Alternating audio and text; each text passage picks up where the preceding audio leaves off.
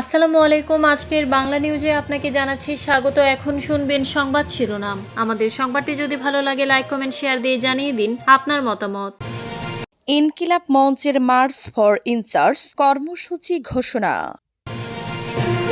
নির্বাচনী সবার জন্য লেভেল প্লেইং ফিল্ড নিশ্চিত করতে হবে জানিয়েছেন সালাহউদ্দিন আহমদ।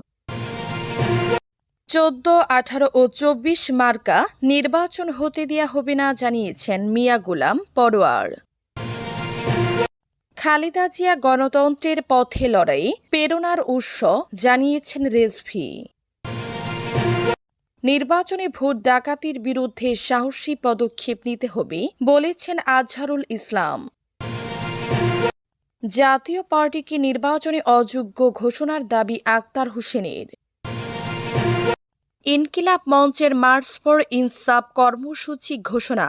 শরীফ ওসমান হাদি হত্যার বিচারের দাবিতে আগামীকাল থেকে মার্চ ফর ইনসাফ কর্মসূচি ঘোষণা দিয়েছে ইনকিলাব মঞ্চ। শুক্রবার 2 জানুয়ারি বাদ জুমা বিক্ষোভ মিছিল নিয়ে শাহবাগে অবস্থান কর্মসূচিতে এই ঘোষণা দেন ইনকিলাব মঞ্চের সদস্য সচিব আবদুল্লাহ আল জাবের। আগামী 2 দিন বাংলাদেশপন্থী সব রাজনৈতিক দলের সঙ্গে হাদি হত্যার বিচার সহ 4টি দাবি নিয়ে আলোচনা করার কথাও জানান জাবের। এছাড়া 7 তারিখের মধ্যে হাদি হত্যার বিচারে চার্জশিট দাখিলের সময়সীমা বেঁধে আলটিমেটাম দিয়েছে সংগঠনটি।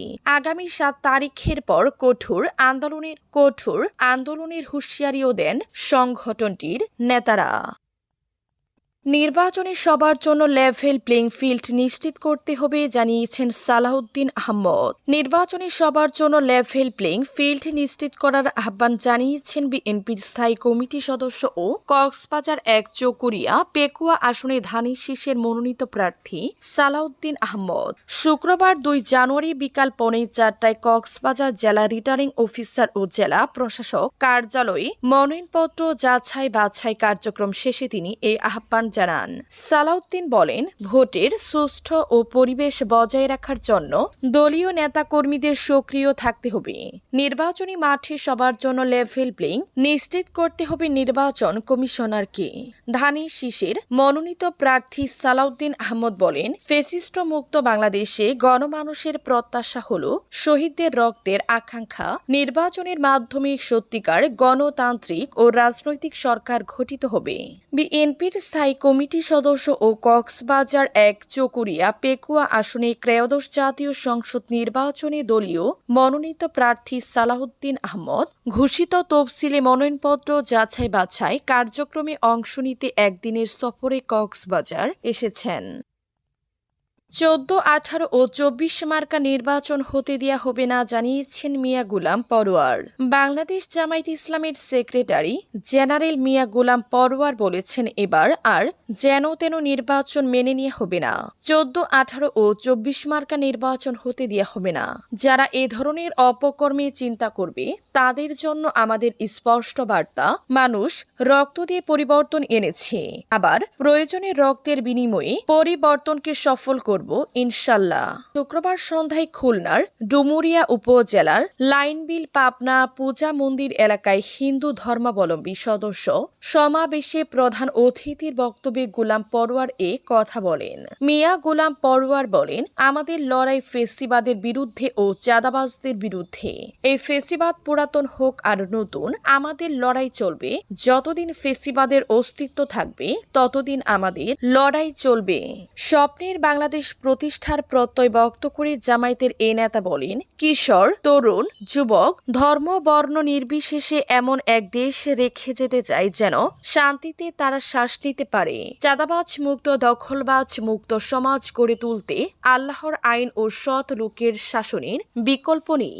আমরা সবাইকে আল্লাহর আইনের প্রতি আহ্বান জানাচ্ছি।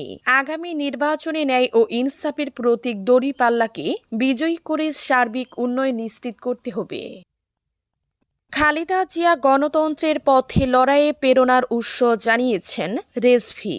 বিএনপির সিনিয়র যুগ্ম মহাসচিব রুহুল কবির রেজভী বলেছেন, বেগম খালেদা জিয়া ছিলেন দুর্যোগপূর্ণ ও আতঙ্কজনক পরিস্থিতিতে গণতন্ত্রের পথে লড়াই করার একমাত্র প্রেরণার উৎস।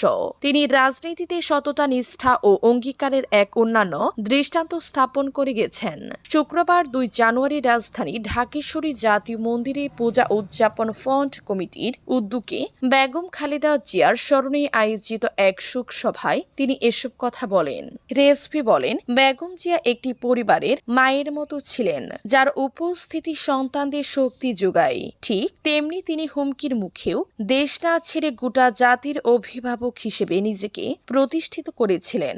তিনি বলেন, খালেদা জিয়া যা বলতেন তাই করার চেষ্টা করতেন এবং কখনো অসত্য ওয়াদা করেননি, যা ভবিষ্যৎ রাজনৈতিক প্রজন্মের জন্য একটি বড় শিক্ষা। বেগম জিয়ার অসাম্প্রদায়িক চেতনার কথা স্মরণ করে বিএনপির এই নেতা বলেন, তিনি বিশ্বাস করতেন এই দেশ হিন্দু, মুসলমান, বৌদ্ধ, খ্রিস্টান ও উপজাতি সবার। তার আশ্রয়ে প্রতিটি ধর্মের মানুষ নিরাপদ বোধ করত।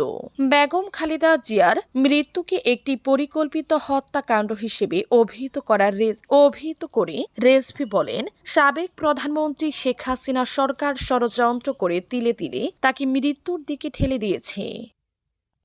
নির্বাচনে ভোট ডাকাতির বিরুদ্ধে সাহসী পদক্ষেপ নিতে হবে জানিয়েছেন আজহারুল ইসলাম।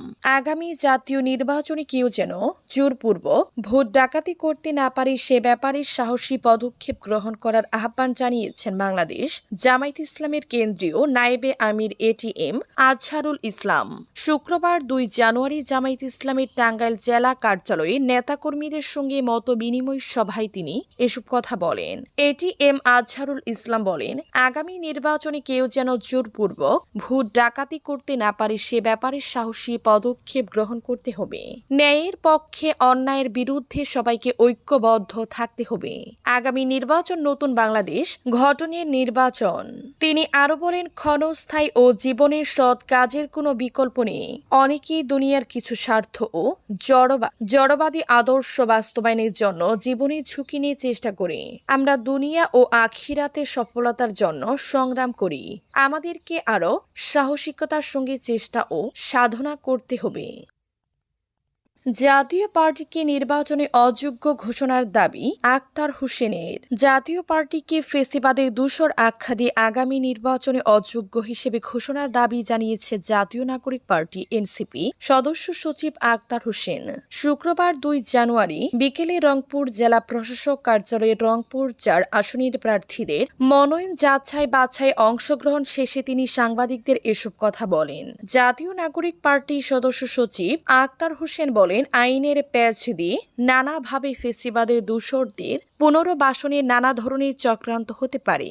আমরা কোনোভাবে ফেসিবাদের রাজনৈতিক অংশগ্রহণ ও রাজনৈতিক পুনর্বাসন দেখতে চাই না।